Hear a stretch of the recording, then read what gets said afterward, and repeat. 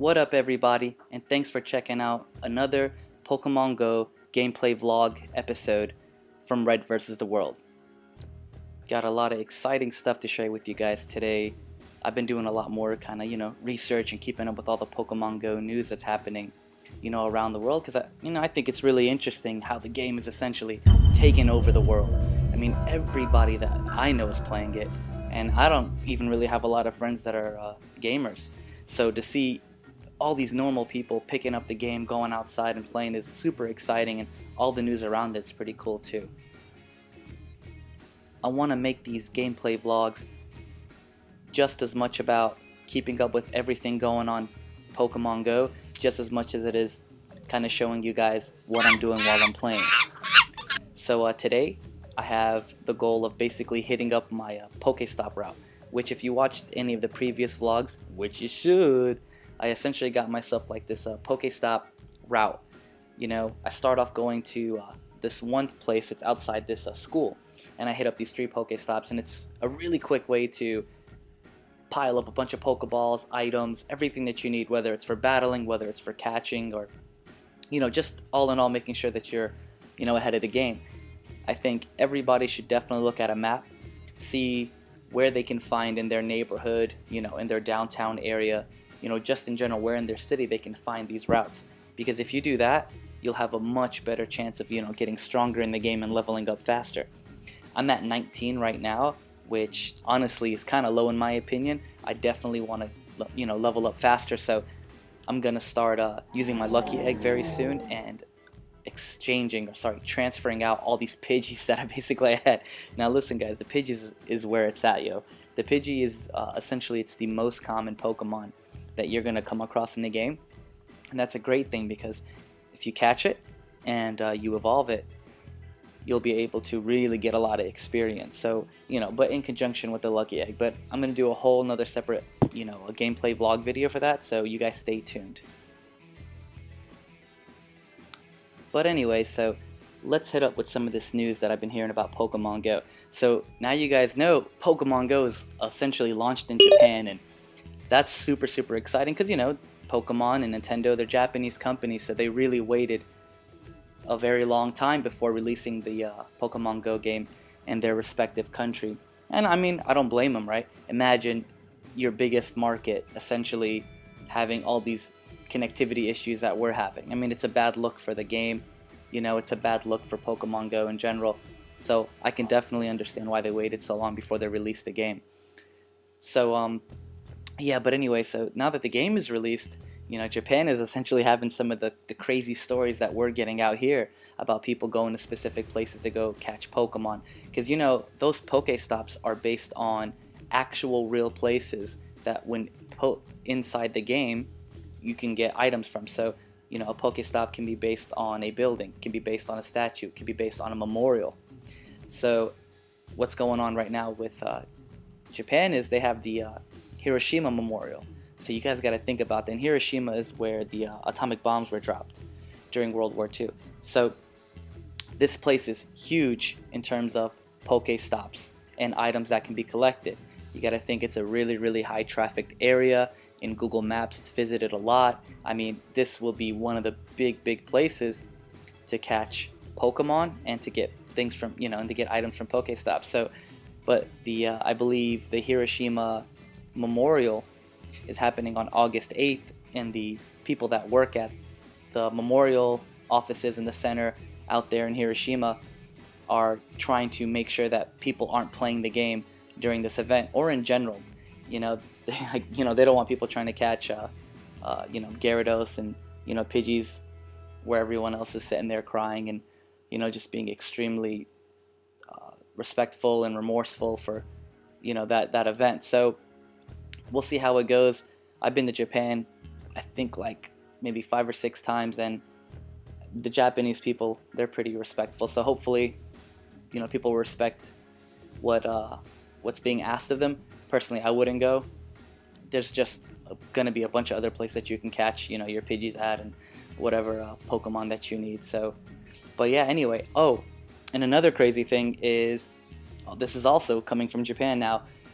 where the Fukushima reactors are, and essentially that's where, they have the nuclear power plants that are leaking and, spewing radiation everywhere. But from, this basically all the areas around Fukushima, those reactors are uninhabitable. You can't live there, you can't go there, tons of radiation everywhere. So, but a lot of courageous and adventurous Pokemon Go trainers are still going out there.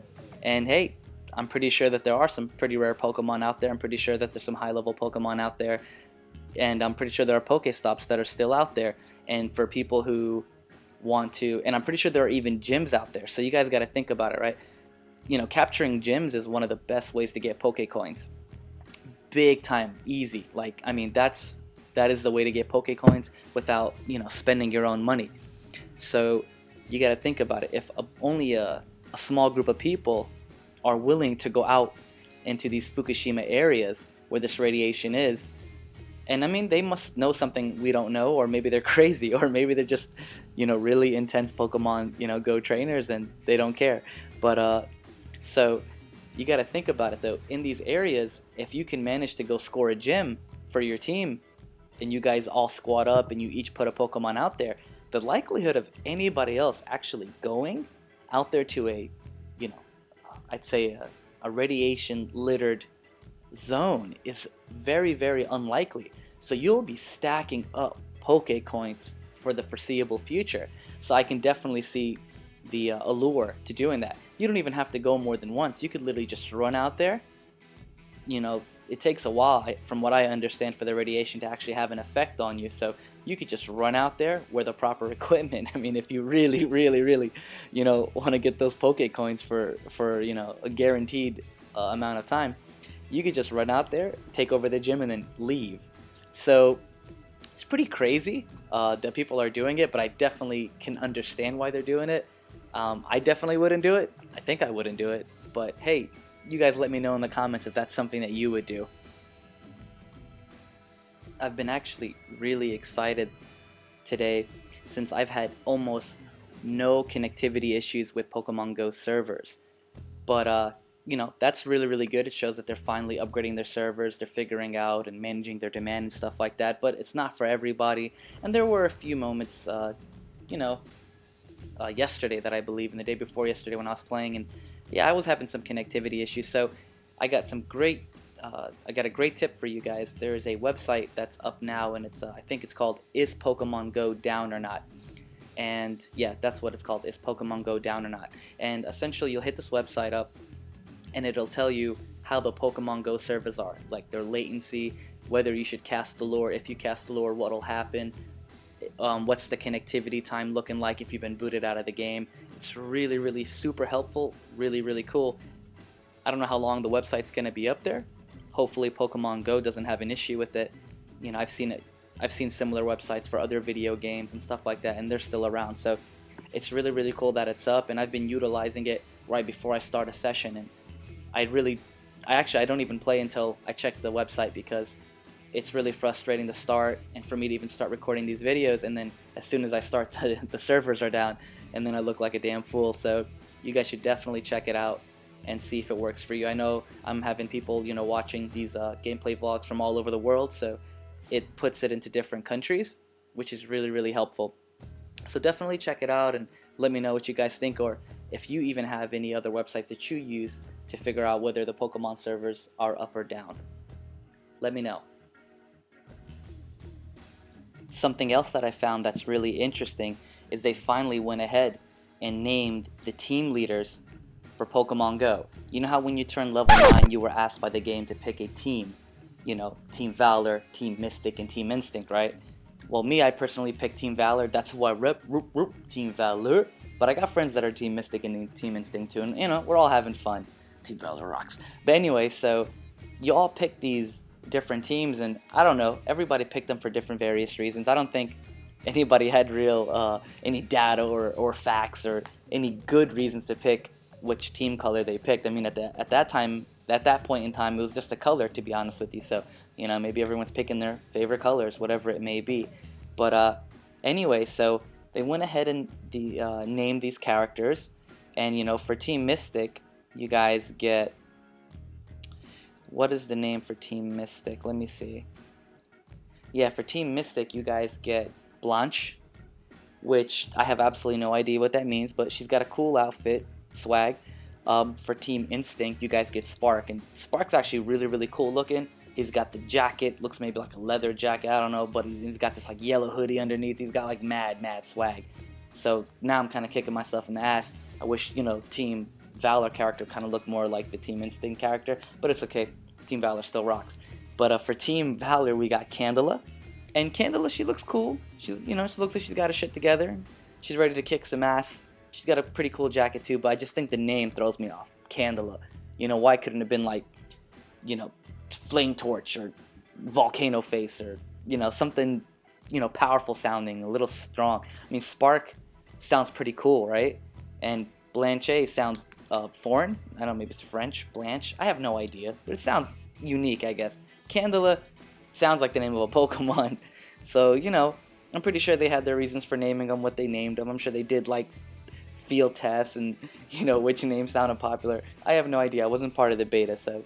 But the cool thing about it is, and this is just a rumor, guys, so, don't hold me accountable. But this is just a rumor that I heard, and it's that the team that you picked is going to somehow relate to who you are able to catch in regards to the 3 legendary bird Pokemon. So, and it's kind of, people are saying that if you're Team Valor, you just might be able to get a Moltres. If you're Team Mystic, you might get your hands on an Articuno, and if you're Team Instinct, then Zapdos is in your future, that type of thing. So, I don't know how accurate it is, and I don't know how true it is, but I can definitely see Pokemon Go putting in some type of Easter egg. I already know from what the developers have said and what Niantic has said, and Niantic's the company that created Pokemon Go with the Pokemon Company, is that they said they have tons of Easter eggs in the game that haven't even been found yet. So, and the game is only 10% of what they want it to be. So I can definitely see some type of Easter egg rolling together with, the team that you picked. So I'll keep an eye out for it, and if I hear anything else, I'll definitely let you guys know. But I'm super excited about that process, or that concept, because, definitely, I'd love to get my hands on a Moltres. But if I hear anything else, I'll update you guys. I actually had a friend send me an article today about how many people are now playing Pokemon Go in India. Well, the thing is that in India, Pokemon Go isn't even really active. There's no app. It's not on the market. You can't play it, legally? It's not in any of the app stores. So a lot of people in India have been, utilizing all these different tools and services and just all these different websites to be able to play Pokemon Go. And it's just crazy to me how much demand that there is for this game. It's still one of the most downloaded apps in the App Store, and people are still going ham on it. I did read, though, that user usage, gameplay usage is kind of plateauing a little bit. It's not going crazy up, like a crescendo like it was before, but still, people are still going bonkers over the game and playing the hell out of it. But I do gotta say this, and a lot of people who are going to be watching these gameplay vlogs might not have Pokemon Go yet available to them and things like that, so just want to give you guys kind of like a fair warning. Niantic, the company that develops Pokemon Go, is paying close attention to people, utilizing the game or figuring out how to use the game from the back door. And if they do find out that you're using it, they will try to figure out a way to ban you. I have a friend, and I'm not going to name names or anything like that, but this guy actually has a app that he uses that's connected to his phone. So he connects his MacBook to his iPhone, and essentially it makes it as if he's in, like, let's say New York City, even though he's not in New York City. And he puts himself like in Central Park, where there's tons and tons of Pokestops, tons and tons of Pokemon. It is like a really super high density area. And essentially he has a script running where it walks him all up and down Central Park, and anytime a Pokemon shows up that he's already caught before, it catches the Pokemon. It's some pretty crazy stuff. It hatches his eggs. It does so much for him. It's as if he's actually playing, but he's not doing anything. He's literally just leaving his phone on the counter and playing his ass off. And he has a separate phone for it too, so it's not even his regular phone. He just downloaded it, connected it to the MacBook, and boom, bam, boom. Now, he's surefire on his way to become a Pokemon master. I'm actually working on another, vlog episode, that, a gameplay vlog episode for you guys, and it's going to be called how to cheat in Pokemon Go and become a Pokemon master. I don't do any of these things. I have actually only tried one or two of them just to understand how the process works. But my account, I've reached this level 19 all on my own, no help. It's just me on this damn bike in this damn heat, dying out here trying to get these Pokestops, catch these Pokemon, and hatch these eggs. So. But I'm definitely going to do like an in-depth video about that because I think it's actually pretty fascinating. I mean, I've heard of people putting their phones on top of their fans and having them spin and spin and spin so that it makes it look like they're moving and they're hatching their eggs. And even I've heard of some people putting them on a DJ disc, like that type of thing. So and I've even heard of people putting it on one of those like Roombas, the things that go around the house and clean. People are putting it on that. So I can definitely see why people do it. I mean, sure, you don't want to spend that money on the Poke Coins to level up faster, so why not go around the system? I know from people who did the beta and some other pretty hardcore players though that Niantic is paying attention to that. And one of the ways that they catch you is if, let's say for example, you are in New York City, or you are saying that your character is in New York City even though let's say you're in California. Well, they have a way where they figure out the time it takes from when let's say you log out, right, and then you actually want to, or let's say then you don't use the app or the roundabout way of playing the game and you decide you want to go play with your friends in California. Well, Niantic figures out, wait a minute, you just said you were in New York City and now you're in California. It's only been 3 or 4 hours since you last logged in, and then it starts a red flag for them. I don't know how accurate that is. That's what I've heard is one of the ways that they figure out whether or not you're basically essentially hacking the game to level up faster. The friend that I know, he purposefully waits, I think 24 hours after he logs out of New York City before he starts playing in our hometown. So, just a little bit of info there. I'm definitely going to make a video about it because it's just super interesting, and who knows, maybe you guys have some other crazy stories that you've heard about people hacking the game to level up really, really fast. I really appreciate you guys hanging out with me today and checking out the gameplay footage and the gameplay vlog, that I'm putting together and stuff like that. It's been, it's kind of tough because there's so many things that I want to talk about and there's so many things that I want to cover, but it's just, it's all about balance. I'm on the bike at the same time. I'm trying to, capture some Pokemon, hatch eggs, and all these different things. I'm just trying to figure out, what to talk about and what not to talk about. And there's a lot of stuff happening in-game that I definitely want to cover, but at the same time, there's so much really cool news that's happening outside the game that I want to talk about with you guys and just share, because I think that's also one of the ways that you can become, really, really powerful and strong in this game and enjoy is to hear about all the news. And if you're not really actively following it, damn, I need to get that Arcanine. But if you're actively, sorry, did I say Arcanine? See, that's what my heart wants. My heart wants the Arcanine.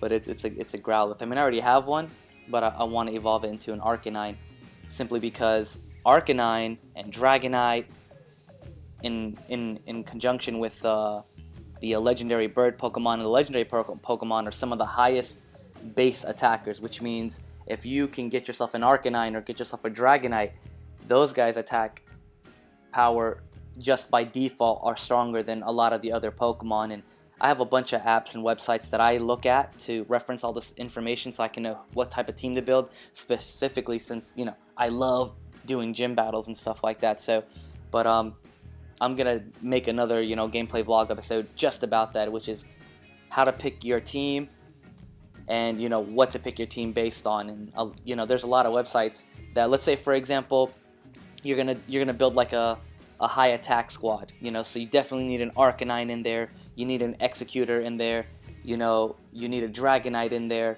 and you need a Flareon in there. I mean, those guys have like the strongest base attack, more so than a lot of the other Pokemon. But so now you're going ahead and you're catching all the different, you're catching their base evolutions, right? So, for Flareon, you're catching all the Eevees.